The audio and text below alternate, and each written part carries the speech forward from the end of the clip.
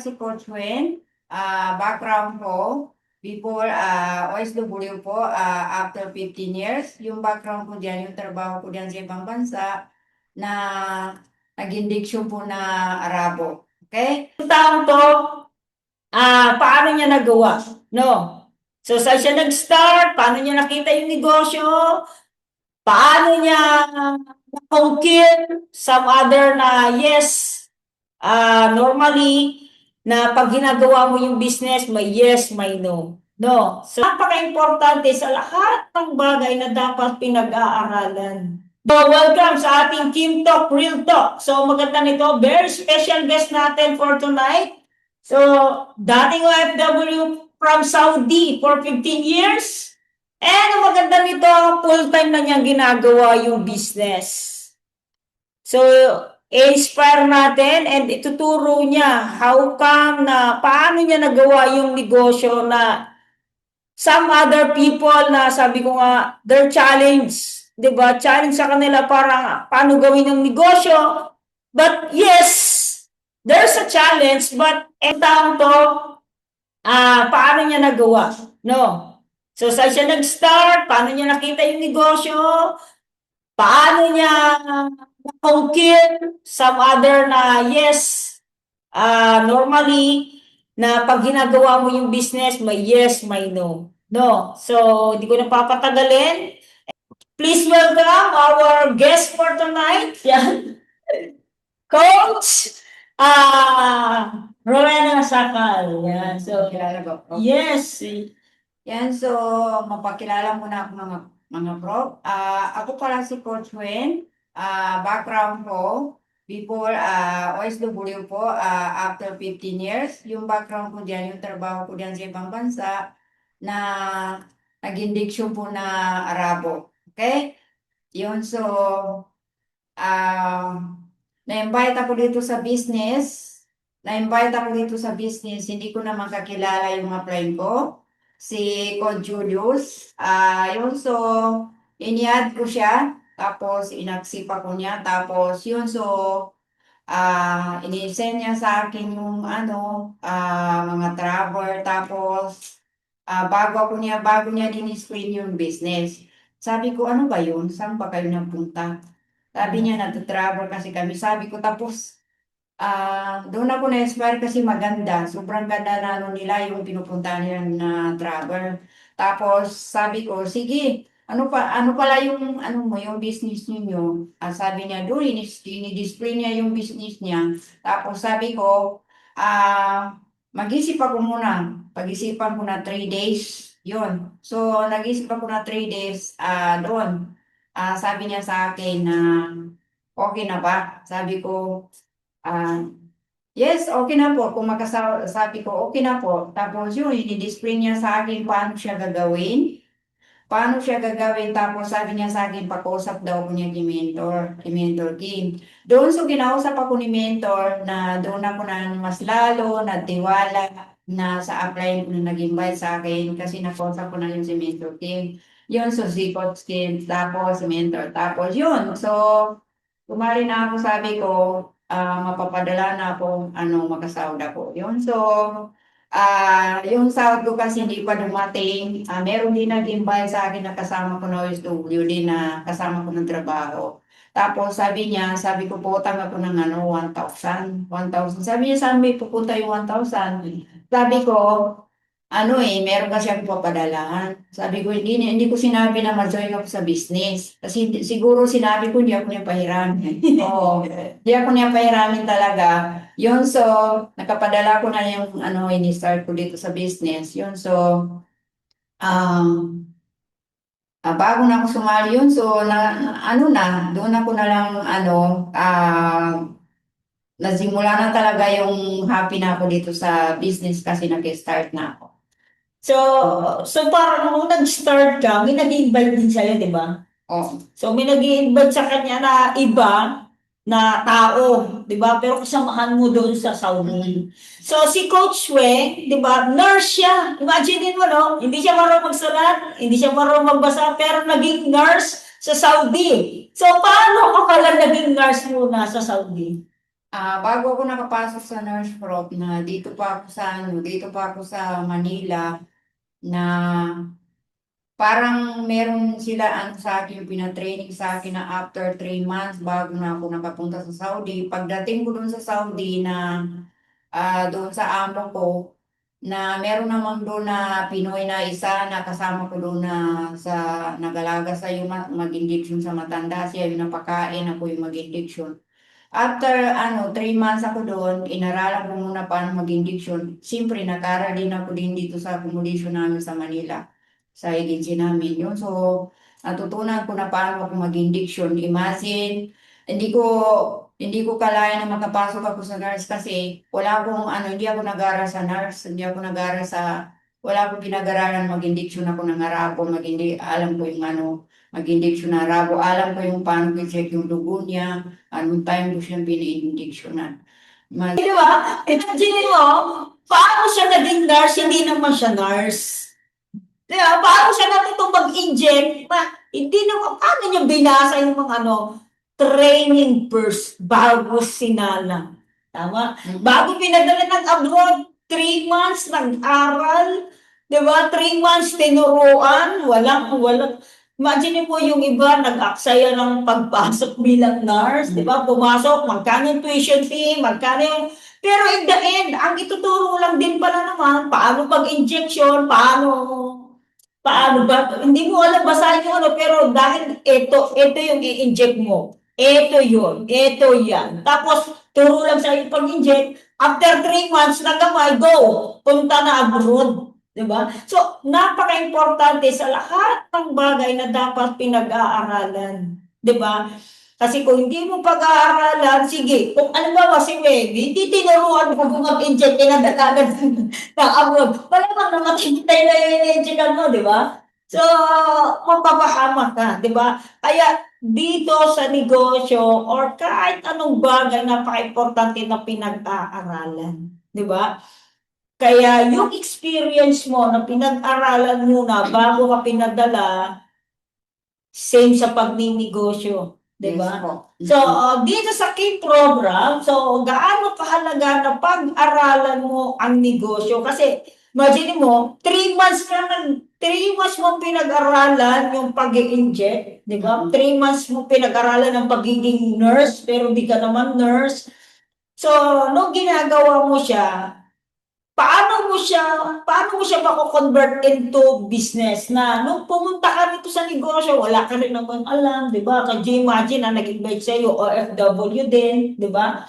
OFW din na ginagawa yung business part-time din before and then bago na full-time. So, paano mo i-compare yung experience mo na pagiging isang paid nurse, di ba? Na pumasok ka rito sa business.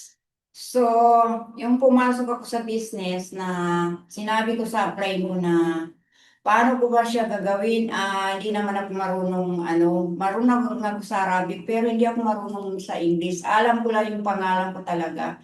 Tapos middle name ko. Tapos sabi na yung apply ko na matuto ka naman talaga, hindi ka naman nag-iisa. O hindi ka naman sabi niya nag-iisa. Tuturo pala, yung nung umuwi na ako dito sa Pinas na full-time ako, bago ako na full-time, nag-aral ako muna na di ba, dumating ako, 5 days ako dumating doon sa mansion. Nag-aral na ako na training. Kasi, kailangan din pala yung training kasi diyan ka tumitibay yan sa training. Mag-aral ka muna ng training, alam mo yung paano mo gagawin, paano mo siya gagawin yung business mo, paano siya lumalago, paano ka mag-invite ng tao.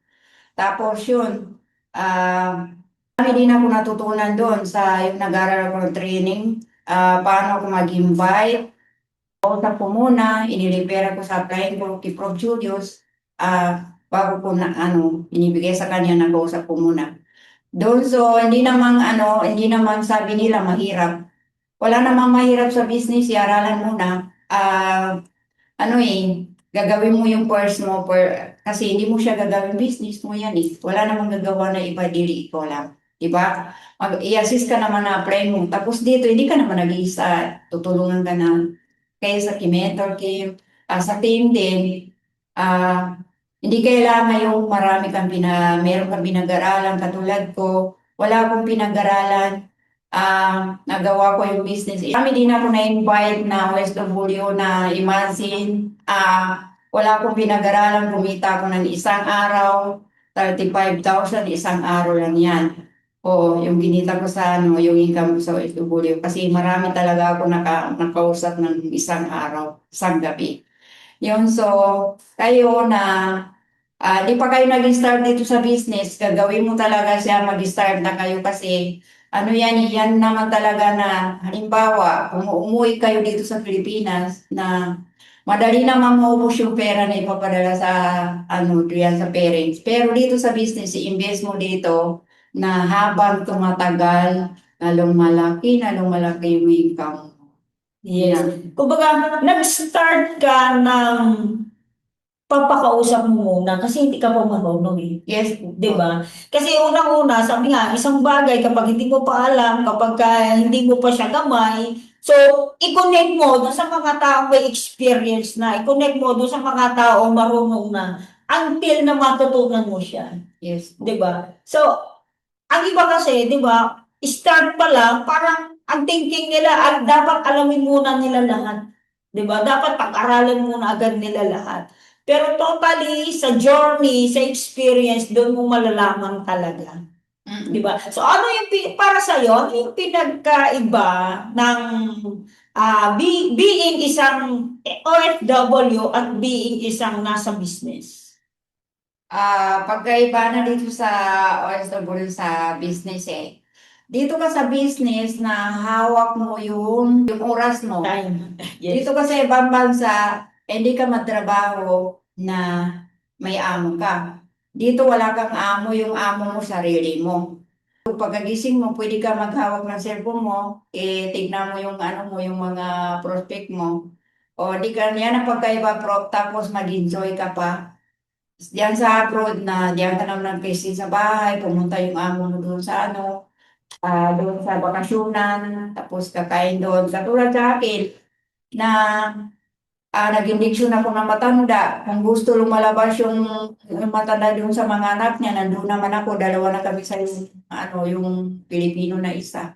Kaya hindi talaga ako hindi ako, yung experience ko, hindi ko na-experience yung experience ko diyan sa ibang bansa. Lagi lang ako doon pumunta ako doon sa bahay, lagi ako nakakulong, hindi ako nakalabas. Pero dito sa business, napakasaya na naging pupunta ka doon sa labas, pwede ka mag-shopping, pwede ka lumalabas, yun.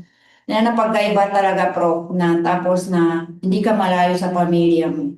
Yun. So, ibig sabihin, parang kung sa trabaho, yes, kumikita ka ng pera, tama, kaya lang, hindi mo naman siya na-enjoy. Oh, Pero dito sa negosyo, same, kikita ka rin ng pera, pero pwede mo siyang ma-enjoy. So, meaning, kasi kalimitan kadalasan kapag especially sa mga leaders natin, di ba, na OFW, yes, hustle, kumikita ka ng pera, pero ang nangyayari, bigay ng bigay sa pamilya. And ang nakakalimutan is yung sarili mo, di ba, na wala namang masama na yes, tumulong ka ng tumulong, pero pinaka the best. Ito yung pinaka the best na na-experience ko talaga sa business na hindi ko makalimutan na teaching.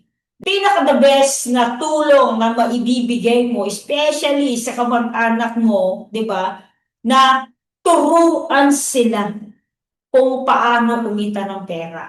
Kasi the end of the day, yes, ngayon, meron kang trabaho, ikaw provider, pero the end of the day, kahit gaano ka kalakas, sabi nga, kahit gaano kang kaganda, pupunta ka sa manghihina ka, pupunta sa tatanda ka. 'Di ba? Kayo, kung hindi mo tuturuan yung mga tao nakadepende sa'yo, mas nakakaawa sila kapag dumating yung time na wala ka ng lakas para magtrabaho, wala ka ng time, 'di ba? Kasi matanda ka na. So, paano sila? So, natulungan mo nung malakas ka, pero kapag ka nanghina ka at hindi sila marunong sa buhay, mas nakakaawa sila.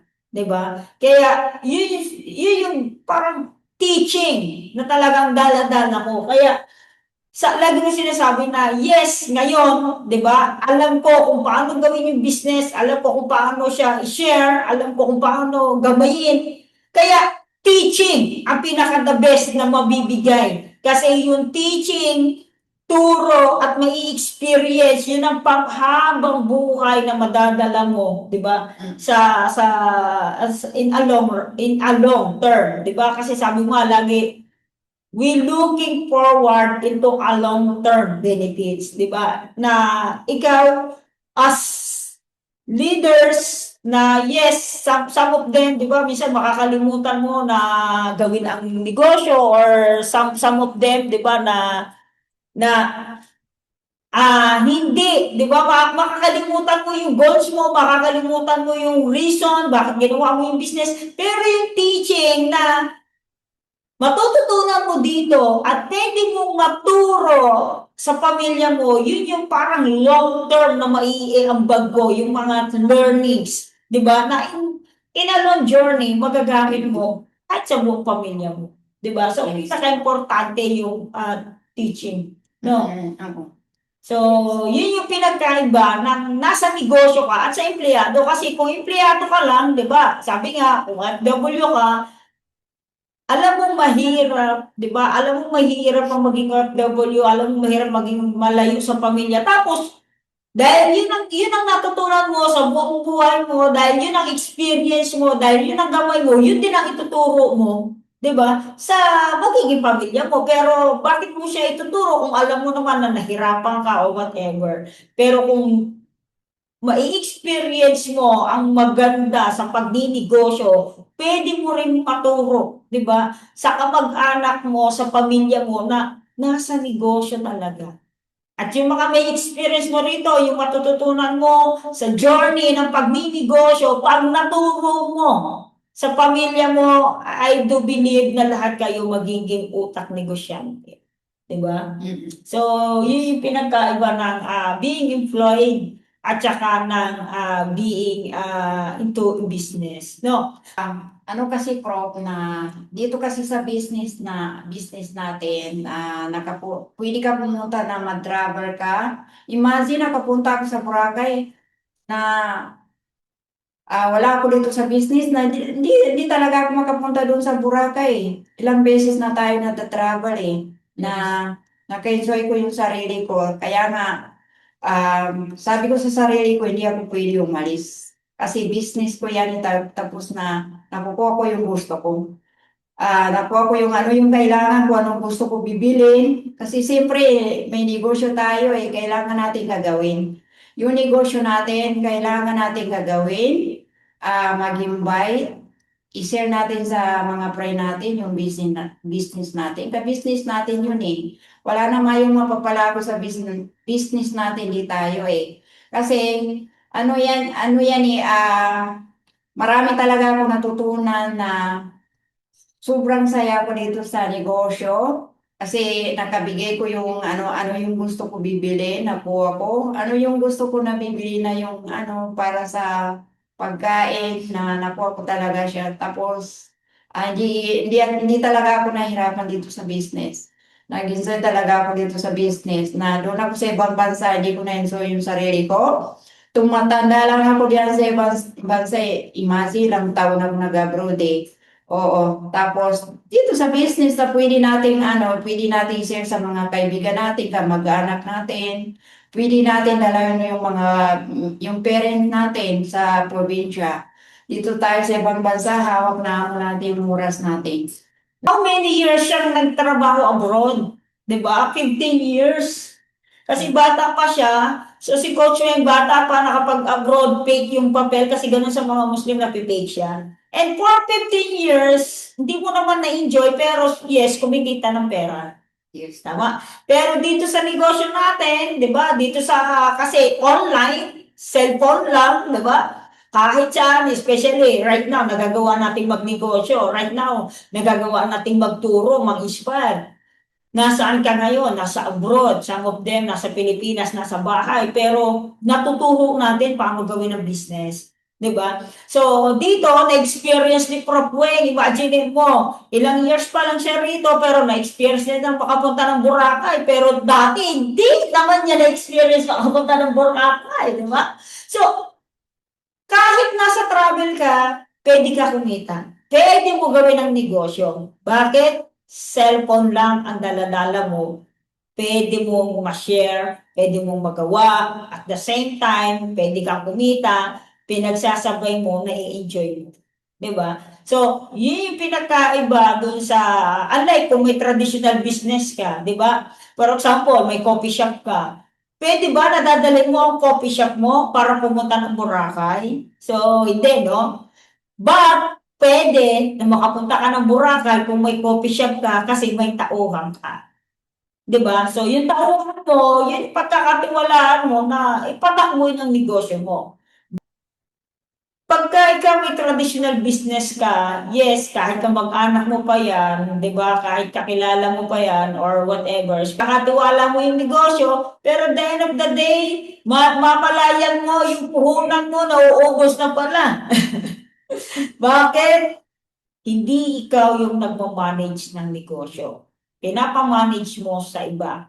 And meron din akong, sabi nga nung isa sa nagme-mentor sa akin, sige, experience mo mag-traditional business para ma-compare mo or ma-experience mo, di ba?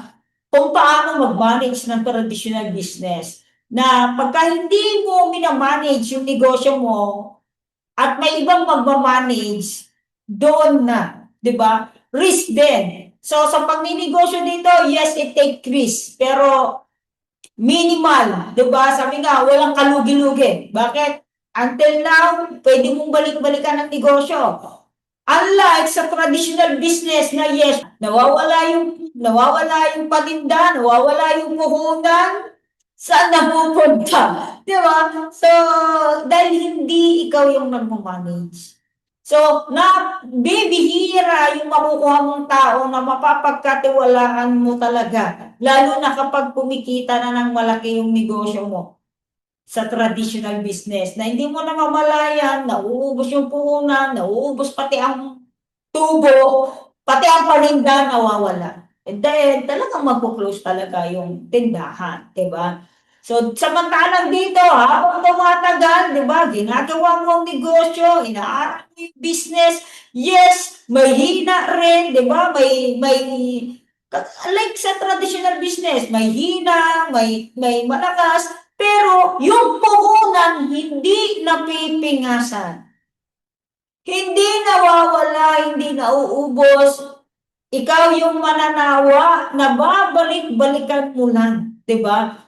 Pagka naisipan mong balikan, pwede balikan. Pero for me, huwag mo nang sayangin yung oras, 'di ba? Na nakita mo, gusto mong gawin, ituloy-tuloy mo na lang kasi sayang din yung mga time na dapat tinuloy-tuloy mo. Sabi nga, kung nagpapakulo ka ng tubig, tapos patay sindi, hindi kukulo at hindi kukulo yan. Pero kahit mabagal yan, maliit yung apoy niyan, kahit lighter yan, pero consistent, kukulo at kukulo ang tubig. Diba? So, ganun din sa negosyo. Kahit mabagal yan, kahit konti-kunti yan, basta consistent ka, dire-diretso ka, hindi mo namamalayan, makakabutas at makakabutas ka, makaka-create at makaka-create ka, kikita at kikita ka, wala kang ibang pupuntahan kundi doon lang. 'Di ba? So, yun yung pinagkaiba naman sa mga traditional business at sa ganitong negosyo. Yes. Alright? So, si Coach Weng, kasi sabi ko nga, hindi siya marunong magbasa, hindi siya marunong magsulat, pero nagawa niya gawin ng business, di ba? So, ano yung ma-advise mo sa mga leaders or sa mga nakakapanood ng video na to, di ba? Especially kung bago pa lang sila or hindi pa nila alam yung ginagawa natin. So, anong ma-advise mo sa kanila na bakit kailangan pumasok sila sa King program? Ah, advice ko lang, ano po, kaya nga pumasok kayo dito kasi gusto kong matutunan o gusto kong matutunan paano gagawin yung business. Kasi ako din diyan din ako nag-start eh. Bago ako nag-invite, inaralan ko muna yung business. Tapos, ituloy mo lang, kung natutunan mo na siya, pwede ka na ituloy-tuloy mo lang. Kasi ano yan eh, para sa iyo yan eh, para din sa pamilya. Hindi hindi ka agad maubos yung ininvest mo dito habang dito ka na sa Pilipinas na pakinabangan mo pa. Ituloy-tuloy mo lang.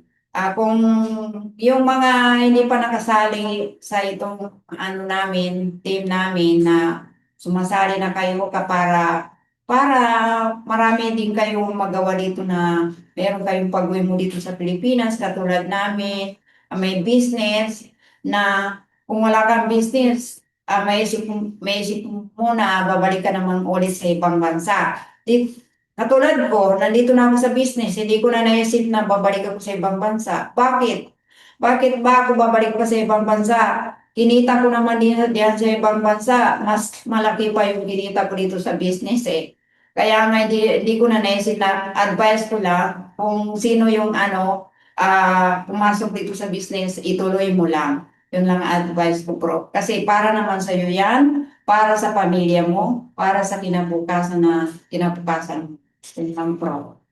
Yes, exactly, 'di ba? Kasi pansinin niyo si Coach Weng, hindi naman talaga siya masyadong ako, 'di ba? Pero paano siya nagstay at paano siya kumita sa negosyo, 'di ba?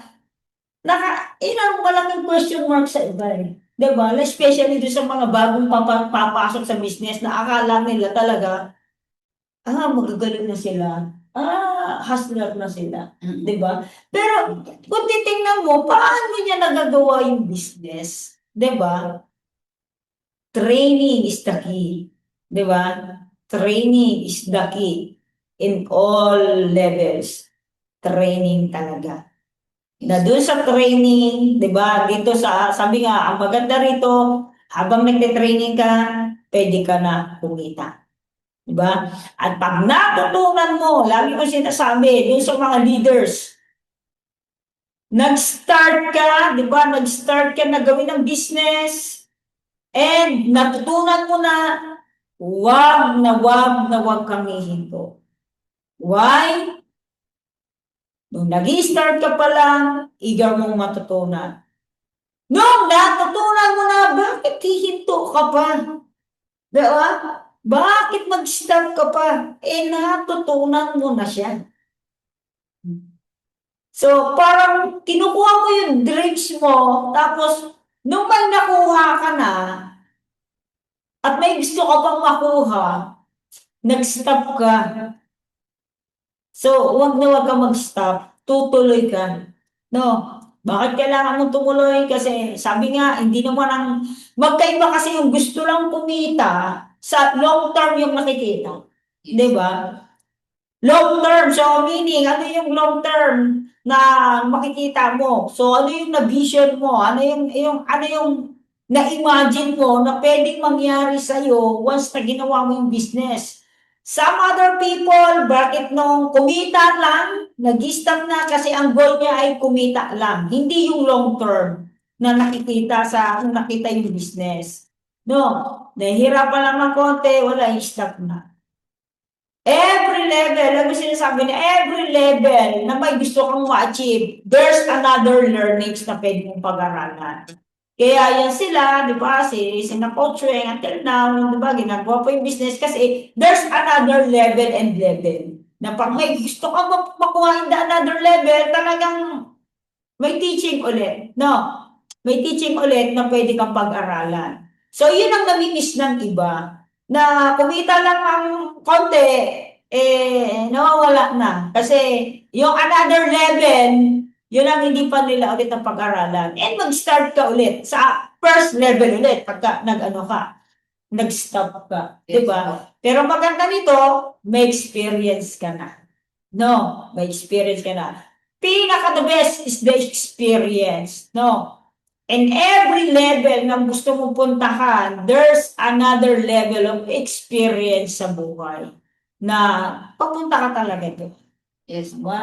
Yes, bro. So, yan. So, again guys, sa lahat ng leaders natin, especially yan sa mga leaders natin na kagaya ng iba, di ba, na sinimulan na, di ba? Ano yung masasabi mo, advice mo sa kanila na, yes, nasimulan na nga nila, di ba? Sabi mo nga, dapat magtuloy-tuloy. So, dapat saan sila ulit mag-start? Especially may bago tayong program na itong program na to, ginawa natin to sa mga leaders natin, ibang lahi na tinuturo natin ngayon sa mga leaders natin ng mga FW. So, anong advice mo sa kanila para maka-set back ulit sila? Para magawa ulit nila yung business? Advice ko lang sa kanila, kung binarika mo yung business mo, business natin, gagawin mo talaga yung magano ka, mag-invite ka, i-share natin sa kaibigan natin, mag-a-add ka sa ka-friend mo. Tapos, katulad sa ginagawa ko na hindi ako marunong ma-message, na inihilo ko yan, inihay ko. Kung sinabihan ako na okay ate, busy pa ako, na sinasabi ko sa kanya na in-invoice ko na pwede tayo mag-usap.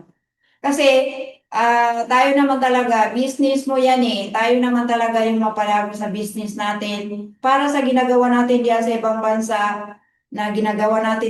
bansa, hindi tayo magtrabaho, wala tayong sahod. Dito sa business natin, kailangan din natin gagawin para kumita tayo, para nandiyan yung income natin na para sa business natin. Na wag kang mag-stop, gagawin mo tuloy-tuloy ka lang, maabot mo din yung pangarap mo sa katagalan. Na sumasaya din, makatikim ka na yung business mo na lumalaki na siya. Katulad ko na habang ngayon 7 years na ako na dito na ako nag-enjoy sa business natin. Tuloy-tuloy mo lang. Hindi kailangan dito yung malaking pinag-aralan. Yun lang ang advice ko. Yun. Si Coach Wing, ilang tawag. Kanina ba, may tawag-tawag ng tawag talaga dito sa... alam mo yung mga kausap niya, mga foreigner English. Tapos naalala ko sabi ni Coach Wing, alam mo, kasi dati, FW market, di ba, Filipino. And then nag-jump into ibang lahi. Tapos sabi niya, Coach, yung alam ko dati na English, what's your name? Pero ngayon, alam ko na kapag tinanong sa akin, what are you doing? Alam na daw niya. Oh, what are you doing? What you do? Where did you work? Where did you right now? So, alam na niya ngayon kung paano niya sabihin. Pero, ang pakikipag-usap ni Prof. Weng ay hindi message. So, pakikipag-usap ni Coach Weng, voice message. Yes, voice Voice message, video call, at saka call, doon niya nagagawa yung business. Gusto mag-ibang lahi ang iba, pero, ang pag-ibang lahi, hindi ito basta-basta, May target, specific tayo na tina-target na country. And for me, di ba, bago mo siya pasukin mo muna, ma-reject ka muna, ma-discourage ka muna, mapag-aralan mo muna ang market ng Pilipino. Kasi, paano ka sasampa doon sa mga ganong market kung wala kang, again, experience, Kasi sa ibang lahi, talaga namang daang libo ang investment. Ngayon, paano ka papasok doon kung ang investment na 10,000, ang investment na 18,000 ay hindi mo kaya?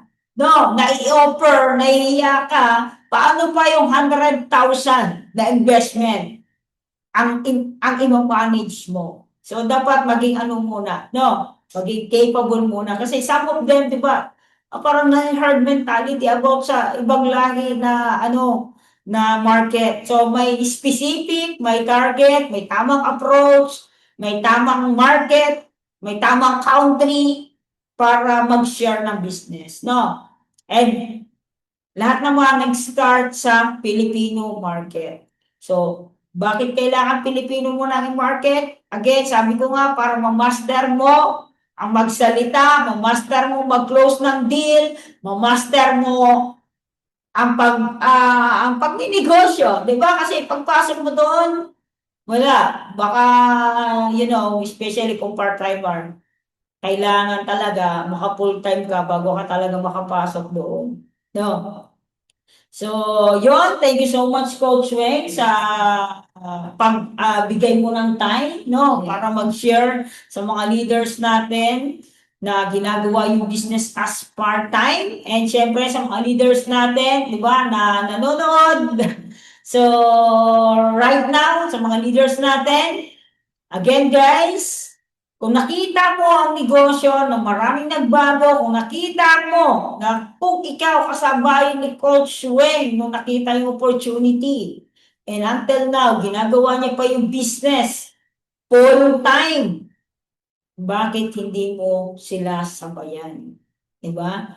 Sa mga leaders natin dyan na yes, diba? Sabi nga, patay sindi, bakit hindi mo siya ituloy?